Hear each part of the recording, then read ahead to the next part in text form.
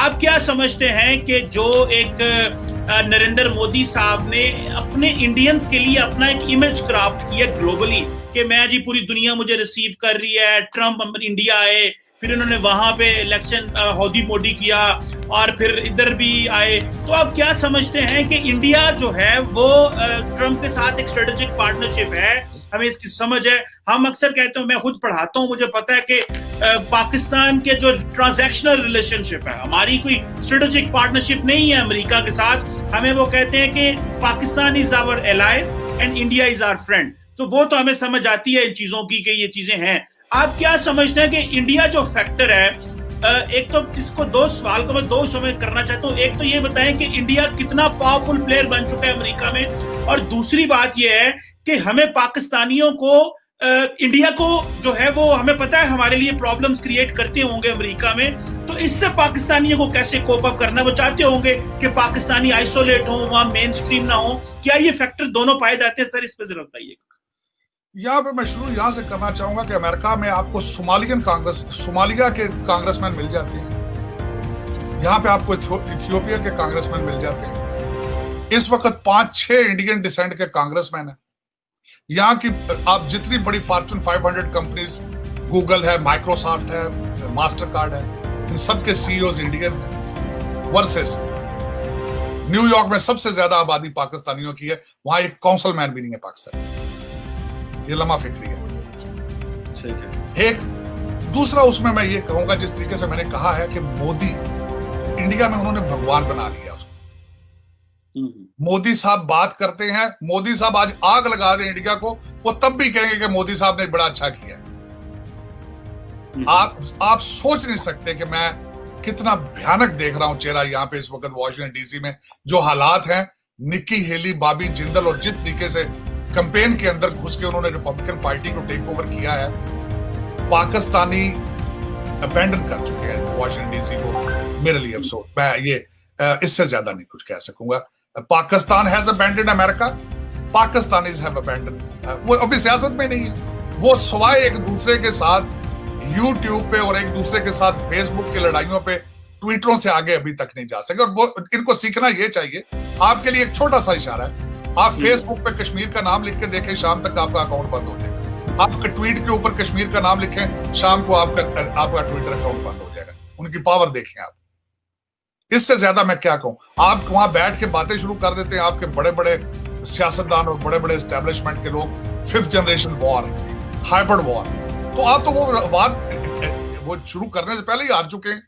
आपके तो Facebook account ही सब किसी के हाथ में, आपकी तो ट्विटर अकाउंट ही किसी के हाथ में, तो आप उस वॉर में किस तरीके से हिस्सा लेंगे, हाइब्रिड वॉर में और 5th जनरेशन वॉर। ये सिर्फ वर्ड इस्तेमाल किए जा सकते हैं, लेकिन बॉटम लाइन, मैं as a Pakistani American, as a Muslim American, आपको पाकिस्तानी बनना पड़ेगा, आपको एक मुसलमान बनना पड़ेगा, वरना आप ना आगे के हैं ना पीछे के हैं। ये क्योंकि मैं देख चुका हूं, ये बिल्कुल, ये मैं क्लियरली देख रहा हूं, बिल्कुल क्लियरली देख रहा हूं। पाकिस्तान के लॉ एंड ऑर्डर के हालात में देख रहा हूं कि सब अच्छे की रिपोर्ट है, लेकिन अंदर सब खोखला है। मुझे कल पता चला है कि F6, F7 में डाके पड़ रहे हैं और क्राइम रिपोर्टिंग ना उसे मीडिया रिपोर्ट कर रहा है, ना उसको पुलिस रिपोर्ट कर रही है। अगर F6, F7 इस्लामाबाद का रेड जोन है। मैं आपकी इत्तला के लिए ये अर्ज करना चाहता हूँ, ये हालात हैं अगर पाकिस्तान के, तो मैं यहाँ बैठ के वॉशिंगटन डीसी में या रो सकता हूँ या दुआएं खैर कर सकता हूँ। बिल्कुल सही कह रहे हैं आप। जारी बात है कि प्रॉब्लम्स हैं, इसमें कोई शक नहीं है, लेकिन तारड़ साहब आपको पता है कि पिछले 70 सालों से अनफॉर्चुनेटली हमने जंगें लड़ी हैं। मैं तो अक्सर कहता हूं कि भाई इतनी जंगें लड़ी, हमारी इकोनॉमी नहीं ठीक हो सकी, हमें इतने ज्यादा चैलेंजेस रहे। अभी गवर्नमेंट ये चाहती है, अभी एस्टैब्लिशमेंट ये चाहती है, अभी सब लोग ये चाहते हैं कि हम सिर्फ इकोनॉमी पे फोकस करें, लॉ एंड ऑर्डर ठीक करें, और इस पे ये जो हमने हर बंदा जो एक जिस तरह हमारे दुश्मन मुल्क भारत ने पूरी दुनिया में अपना क्लाउड बनाया, ये क्लाउड बनाना पड़ेगा। अपनी सॉफ्ट पावर, अपना कल्चर, इन चीजों को प्रमोट करने पड़ेगा। और आपने बिल्कुल सही कहा कि आपका ट्विटर हैंडल और आपका फेसबुक ही हमारे हाथ में नहीं है, हमें जब मर्जी वो वहां से बैठ के सस्पेंड कर दें। तो ये टेक्नोलॉजी की दुनिया है, इसमें हमें इन्वेस्टमेंट करनी पड़ेगी, और ये लॉन्ग टर्म गेम है। क्योंकि अभी चीन और भारत की लड़ाई में, चौर साहब, जो बात सामने आ रही है वो चीनी कहते हैं कि हमने तो इनसे फिजिकल लड़ाई लड़नी नहीं है, लड़ाई तो नहीं है, इलेक्ट्रोमैग्नेटिक वॉरफेयर होनी है जिसका आप जिक्र कर रहे हैं, ये तो लड़ाई कहीं और होनी है, तो वहां पे हमें तैयार होना पड़ेगा। आपकी बात बिल्कुल सही है। उस पे मैं थोड़ा सा एक बात बताऊंगा सर, इंडिया को थोड़ा सा इलाका चाइना का नहीं है, ऑलमोस्ट 1-2 स्टेटें कब्जे में करके बैठा हुआ है, चाइना वो नहीं छुड़ा सकता। चाइना लाउड स्पीकर लगा के पंजाबी गाने चला रहा है वहां पे बॉर्डर पे। और अगली बात बताना चाहता हूं आपको, चाइना इंडिया को एज ए कस्टमर लूज करना अफोर्ड नहीं कर सकता। और उसकी बात ये है, एक चाइनीज सोल्जर मुझे बता दें जो चाइनीज इंटरेस्ट के लिए 10,000 मील अपनी जंग लड़ रहा हो।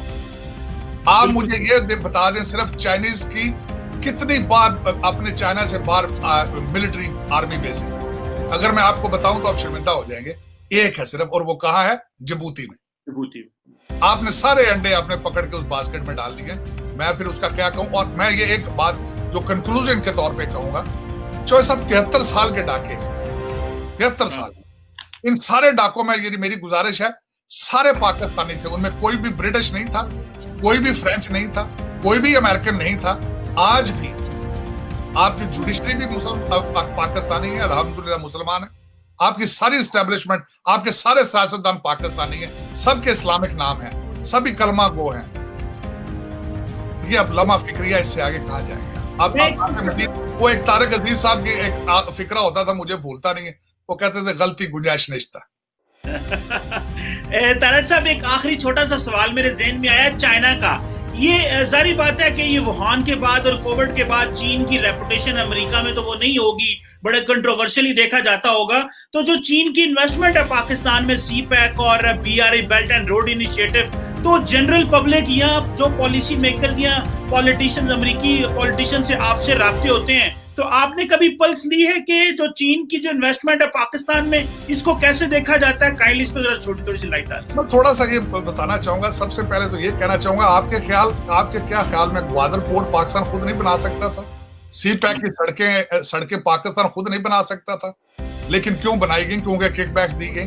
2 लोग मुझे खास तौर पे मुझसे यहाँ मिलने आए, एक दफा पाकिस्तान का रोना रोने आए, एक तो ट्रांसपोर्टेशन एसोसिएशन के एक हेड थे, वो आए जो ट्रकिंग के साथ थे, कि वो कह रहे थे कि ग्वादर तक ट्रकिंग जो सारी आएगी चाइना की आएगी, तो फिर हम कहाँ जाएंगे? दूसरा, एक दफा मेरे साथ यहाँ रोने कुछ लोग आए कि चाइना, पाकिस्तान में चाइनीज को पाकिस्तानी प्रॉपर्टी खरीदने के राइट्स दिए जा रहे हैं, उसको नेगोशिएट किया जा रहा है, इसको रोका जाए। तो ये, मैं एक पाकिस्तानी अमेरिकन हूं, मेरा पाकिस्तान में क्या इन्फ्लुएंस है? कोई इन्फ्लुएंस नहीं है। लेकिन देखें, जो फैसला करने वाले हैं वो पाकिस्तानी, उनको पाकिस्तानी बनना पड़ेगा।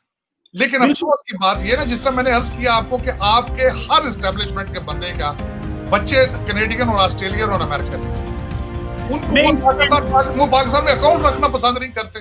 फैसले किस तरह करेंगे पाकिस्तान? मैं वैसे तारिक साहब यहाँ पे आपसे थोड़ा डिफर करूंगा।